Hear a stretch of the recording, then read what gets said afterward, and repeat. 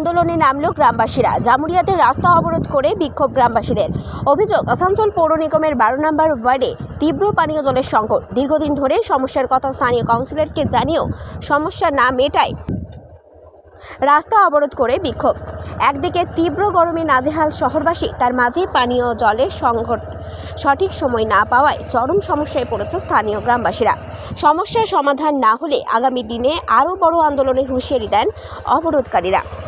উনি এখনো আসেননি, ওনার আশ্বাস পেলে ওনারা উঠবেন এরকম একটা কথা বলেছেন।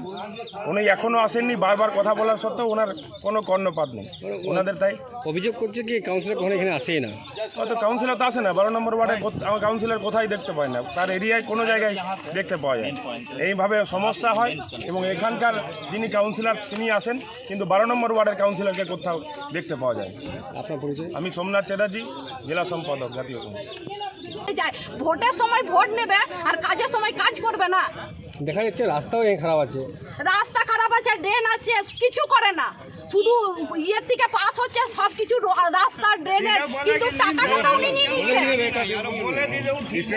কি মনে হচ্ছে আপনাদের এলাকায় বাদ দিয়ে অন্য এলাকায় কাজ হচ্ছে? হ্যাঁ, সব এলাকায় কাজ হচ্ছে। আমরা মুসলিম বস্তি বলে আমাদের এলাকায় কাজ হয় না।